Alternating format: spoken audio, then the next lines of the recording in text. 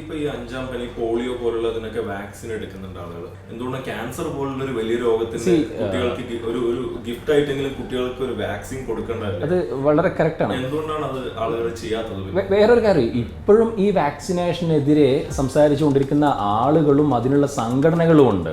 Registered സംഘടനകളുണ്ട് ഈ വാക്സിനേഷനെതിരെ സംസാരിച്ചുകൊണ്ടിരിക്കുന്നത്. ഞാൻ പറഞ്ഞിരുന്നത്, ഈ പോളിയോയും മീസിൽസിനൊക്കെ ആളുകൾ വാക്സിൻ എടുത്തത് വെറുതെ അല്ല, അത് ഗവൺമെൻറ് ഇംപ്ലിമെൻറ്റ് ചെയ്ത് മസ്റ്റാക്കിയപ്പോഴാണ് കൂടുതൽ പേരും എടുത്തത്. അപ്പം ആക്ച്വലി അങ്ങനെ ഒരു കാര്യം ഗവൺമെൻറ്റിൻ്റെ ഭാഗത്തുനിന്നും ഉണ്ടാവണം. ഈ HPV വാക്സിൻ ഒരു സർവൈക്കൽ ക്യാൻസറിന് ഓൾമോസ്റ്റ് കംപ്ലീറ്റ് ആയിട്ട് 95% മേലെ ഒഴിവാക്കും, പ്രിവെൻറ്റ് ചെയ്യുന്നുണ്ട്. അപ്പോൾ ആ ഒരു വാക്സിൻ വെസ്റ്റേൺ കൺട്രീസിലൊക്കെ അവരുടെ എന്താ പറയുക ഇൻഷുറൻസ് പാക്കേജിൻ്റെ ഒക്കെ പാർട്ടാണ്, അവരുടെ ലൈഫ് സ്റ്റൈലിൻ്റെ ഒക്കെ ഒരു പാർട്ടാണത്. ഈവൻ ഇന്ത്യയിൽ തന്നെ ഡൽഹിയിലും പഞ്ചാബിലൊക്കെ അത് ഗവൺമെൻറ് ഇമ്മ്യൂണൈസേഷൻ പ്രോഗ്രാംസിൽ വരുന്നുണ്ട്. ഞാൻ മനസ്സിലാക്കുന്നത് കേരള ഗവൺമെൻറ്റും അങ്ങനെയുള്ള ഒരുപാട് ഡിസ്കഷൻസ് നടക്കുന്നുണ്ട്. പ്രോബബ്ലി വിത്തിൻ 2-3 ഇയേഴ്സ് അതെന്തായാലും നമ്മുടെ ഈ ഇമ്മ്യൂണൈസേഷൻ ഷെഡ്യൂളിൽ വരും. പക്ഷേ അതുവരെ നമ്മൾ കാത്തിക്കേണ്ട കാര്യം എന്താ? അത് പ്രൂവൺ വാക്സിനാണ്, പല സ്റ്റഡീസിലും പ്രൂവൺ ആണ്. അപ്പം നമ്മൾ കൊടുത്തു തുടങ്ങണം, നമ്മൾ അതിനുള്ള നോളജും അതിനുള്ള അവയർനെസ്സും നമ്മൾ ഉണ്ടാക്കി കൊടുക്കണം. ഈ ക്യാൻസറുകൾ ഉണ്ടാകുന്നതിന് പല കാരണങ്ങൾ, പല റിസ്ക് ഫാക്ടേഴ്സ് ഉണ്ട്. കുറേ ലൈഫ് സ്റ്റൈൽ പ്രോബ്ലംസ് ഉണ്ട്, കുറേ ഡയറ്റ് പ്രശ്നംസ് ഉണ്ട്, കുറേ ജനറ്റിക് ആണ്, അതിൽ കുറേ ഇൻഫെക്ഷൻസ് ഉണ്ട്. ഈ HPV എന്ന് പറയുന്നത് ഒരു ഹ്യൂമൻ പാപ്പിലോമ വൈറസ് ആണ്, ഒരു വൈറസാണ്. ആ വൈറസ് ഇൻഫെക്റ്റ് ചെയ്തിട്ടാണ് ഈ സെർവൈക്കൽ ക്യാൻസർ എന്ന് പറയുന്ന ഗർഭാശയഗള ക്യാൻസർ ഉണ്ടാവുന്നത്. ആ ക്യാൻസർ ഉണ്ടാവണമെങ്കിൽ HPV ഇൻഫെക്ഷൻ എന്തായാലും ഉണ്ടായിരിക്കണം, അതുണ്ടെങ്കിൽ മാത്രമേ ക്യാൻസർ ആവുള്ളൂ. അപ്പം ഈ ക്യാൻസർ പ്രിവെൻറ്റ് ചെയ്യാനുള്ള ഏറ്റവും ബെസ്റ്റ് പരിപാടി ഈ ഇൻഫെക്ഷനെ പ്രിവെൻറ്റ് ചെയ്യുക എന്നുള്ളതാണ്. അത് HPV ഇൻഫെക്ഷൻ ഒഴിവാക്കാം. ഈ HPV ഇൻഫെക്ഷൻ ഒഴിവാക്കാനുള്ള ഒരു കുത്തിവെപ്പാണ് HPV vaccine. For example, polio എന്ന് പറയുന്നത് ഒരു വൈറസാണ്. പോളിയോക്കെതിരെയുള്ള കുത്തിവെപ്പ് വാക്സിൻ എടുത്തപ്പോഴാണ് ഇന്ത്യ പോളിയോ മുക്ത രാജ്യമായത്. ഒരു 30 വർഷം മുമ്പ് ഇങ്ങനെ ആയിരുന്നില്ല. നമ്മളുടെ പാരൻസ് ഒക്കെ പറഞ്ഞതനുസരിച്ച് ഒരുപാട് ആളുകൾ പോളിയോ ബാധിച്ച ആൾക്കാരുണ്ടായിരുന്നു. ഇപ്പോൾ രാജ്യം പോളിയോ മുക്ത രാജ്യമായിട്ട് പ്രഖ്യാപിച്ചിട്ടുണ്ട്. അപ്പം അതുപോലെ നമ്മുടെ ക്യാൻസർ മോട്ടോയിൽ നമ്മുടെ നെക്സ്റ്റ് ഇത് വരുന്നത് ഇന്ത്യ ഗവൺമെൻറ് വരുന്നത് ഒരു സർവൈക്കൽ ക്യാൻസർ ഫ്രീ ഇന്ത്യ എന്നുള്ളതാണ്. നമുക്കൊരു നെക്സ്റ്റ് 10 ഇയേഴ്സിൽ നമുക്ക് സർവൈക്കൽ ക്യാൻസറിനെ കംപ്ലീറ്റ് ആയിട്ട് രാജ്യത്ത് നിന്ന് മാറ്റി നിർത്തണം. അതിന് ഈ HPV വാക്സിനേഷൻ മസ്റ്റാണ്. 10 ലക്ഷം മനസ്സുകളിലേക്ക് ഈ ക്യാൻസർ അവയർനെസ് സന്ദേശം എത്തിക്കുന്നതിന്റെ ഭാഗമായിട്ട് അവയർനെസ് ക്ലാസ്സുകൾ കേരളത്തിലുടനീളം നടത്തുന്നുണ്ട്. എങ്ങനെയുണ്ടായ എക്സ്പീരിയൻസ്? എങ്ങനെയാണെന്ന് അറിയുമോ?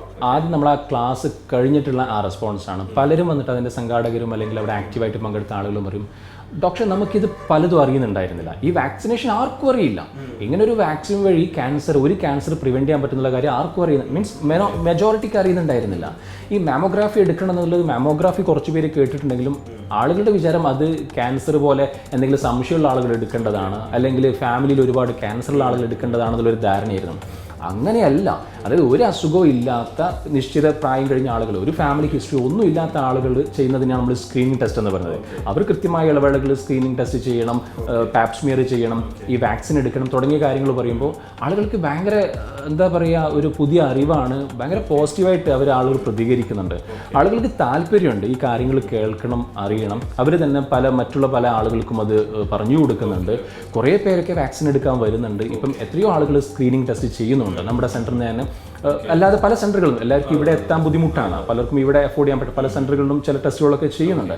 അപ്പം പല സ്ഥലങ്ങളിലായിട്ട് ആളുകൾ ആ ടെസ്റ്റ് ചെയ്യുന്നുണ്ട്. അപ്പം അതൊരു നല്ല കാര്യമാണ്. മേ ബി അതെ, ഒരു ലൈഫ് സ്റ്റൈൽ എന്താ പറയുക മോഡിഫിക്കേഷനാണ്, കംപ്ലീറ്റ് ആയിട്ടൊരു പാറ്റേൺ. എനിക്ക് തോന്നുന്നു നമ്മളുടെ ഹെൽത്ത് സിസ്റ്റം, ഈ കേരള മോഡൽ ആരോഗ്യം എന്ന് പറഞ്ഞാൽ ഭയങ്കര ഫേമസ് ആയിട്ടുള്ളൊരു മോഡലാണ്. അത് ആ ഒരു ട്രീറ്റ്മെൻറ്റ് മോഡലിൽ നിന്നും മാറിയിട്ട് ഈ ഒരു പ്രിവെൻറ്റീവ് ഹെൽത്തിലേക്ക് വരണം. അപ്പോഴേ അത് സക്സസ്ഫുൾ ആവുന്നുള്ളൂ. അസുഖം വന്നിട്ട് അത് ട്രീറ്റ്മെൻറ്റ് എടുക്കുന്നതിനേക്കാൾ നമ്മൾ വരാതെ നോക്കാനുള്ള കാര്യങ്ങളൊക്കെ ചെയ്തിരിക്കണം ആദ്യം. ഡോക്ടർ, ജനറലി ഒരു പെർസെപ്ഷൻ ഉണ്ട് ഈ ക്യാൻസർ എന്ന് പറയുമ്പോൾ ഇത് വന്നു കഴിഞ്ഞാൽ പിന്നെ ലൈഫ് പോയതായിട്ട് ഒന്നും ചെയ്യാൻ പറ്റില്ല, അത് കാരണം നമ്മൾ എന്തിനാണ് ഇത് ടെസ്റ്റ് ചെയ്യുന്നതെന്ന് ചിന്തിക്കുന്ന ആളുകളുണ്ട്. ആക്ച്വലി അത് കുറേയൊക്കെ മാറിയത് എപ്പോഴാണെന്ന് അറിയാം. നമ്മൾ ഈ ഇന്നസെൻ്റ് ചേട്ടന് അസുഖം വന്നപ്പോഴാണ് കുറേയൊക്കെ മാറുന്നത്. അസുഖം മാറും. ഇത് ക്യാൻസറിന് പല ക്യാൻസറുകൾക്കും പ്രോപ്പർ ട്രീറ്റ്മെൻറ്റ് ഉണ്ട്. പലതും പല സ്റ്റേജുകളിലായിട്ട് മാറിക്കിട്ടും എന്നുള്ളത് അപ്പോഴൊക്കെയാണ് നമ്മൾ അറിയുന്നത്. യുവരാജ് സിംഗിൻ്റെ അസുഖം മാറിയപ്പോൾ തുടങ്ങിയ കാര്യങ്ങൾ. അപ്പം ഒന്നാമത്തേത് ഇതാണ്, അസുഖം മാറിയ ആളുകൾ. ഇപ്പോൾ സെലിബ്രിറ്റീസ് കുറച്ച് പേര് പറഞ്ഞു എന്നതൊഴിച്ചാൽ പൊതുവേ നമ്മുടെ നാട്ടിൽ ക്യാൻസർ വന്നിട്ട് മാറിയ ആളുകളെ പറ്റി നമ്മളാരും കേൾക്കില്ല. നമ്മുടെ കൂട്ടത്തിൽ വർക്ക് ചെയ്യുന്ന ആളുകൾ തന്നെ അസുഖം വന്ന് മാറി ഒരു കുഴപ്പമില്ലാണ്ട് ജോലി ചെയ്തു പോകുന്നുണ്ട്. അവർ പക്ഷേ പൊതുവേ എനിക്ക് ക്യാൻസർ ആയിരുന്നു എന്ന് പറയില്ല. നമുക്കിപ്പം എനിക്ക് ഡയബറ്റീസ് ആയിരുന്നു ട്രീറ്റ്മെൻറ്റിലാണെന്നൊക്കെ പറയുമെങ്കിൽ ക്യാൻസർ ആയിരുന്നു ട്രീറ്റ്മെൻറ്റ് എടുത്താൽ ആരും പറയില്ല. ആ ഒരു സോഷ്യൽ സ്റ്റിഗ്മ ഉണ്ട്.